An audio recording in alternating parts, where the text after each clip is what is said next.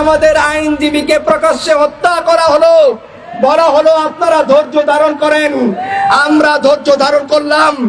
যখন আমাদেরকে তৌহিদি জনতা বলে সরকারের উচ্চ পর্যায় থেকে গালি দেওয়া হলো, আমরা ধৈর্য ধারণ করলাম। আমাদের ধৈর্যের সর্বশেষ সীমা আল্লাহ এবং তার রাসূল।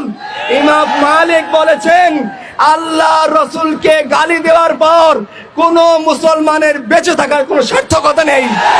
সত্যি ভাই কাফনের কাপড় নিয়ে এসছে, যদি অবিলম্বে বিচার না হয় আমরা এরপরে সবাই কাফনের কাপড় নিয়ে একটাই স্লোগান দিব, মান সাব্বা নবিয়্যান। প্রিয় ভাইরা, আমরা শুধুমাত্র এখানে বার্তা দেওয়ার জন্য আসছি।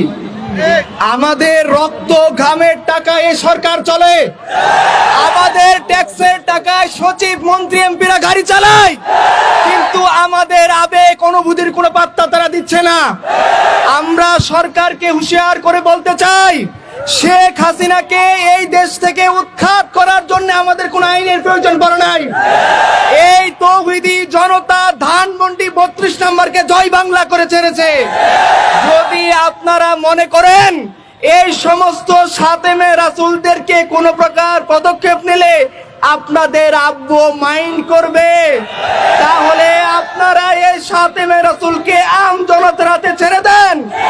ধানমন্ডি 32 নম্বরের যে অবস্থা করেছিল, তারা এই জনতা ওদেরকে জয় বাংলা করে ছেড়ে দেবে। আর আমি বলতে চাই, মিডিয়ার ভাইরা, আমরা শুনেছি আপনারা আমাদের অনুষ্ঠানকে কভারেজ দিচ্ছেন না। মনে রাখেন, আওয়ামী লীগের মাথার উপরে চেপেছিল বামপন্থীরা, তারা এদেরকে ডুবিয়ে ছেড়েছে। যে সমস্ত মিডিয়া প্রথম আলো পন্থী হয়ে আমাদের সংবাদ প্রচার করছেন না, তাওহীদি জনতার বদদোয়ায় আপনাদের মিডিয়াগুলো ধ্বংস হয়ে যাবে।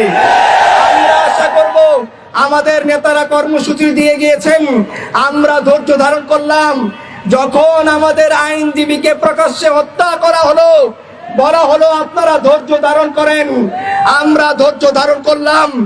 যখন আমাদেরকে তৌহিদি জনতা বলে সরকারের উচ্চ পর্যায় থেকে গালি দেওয়া হলো, আমরা ধৈর্য ধারণ করলাম। আমাদের ধৈর্যের সর্বশেষ সীমা আল্লাহ এবং তার রাসূল। ইমাম মালিক বলেছেন, আল্লাহ রসুলকে গালি দেওয়ার পর কোন মুসলমানের বেঁচে থাকার কোনো সার্থকতা নেই।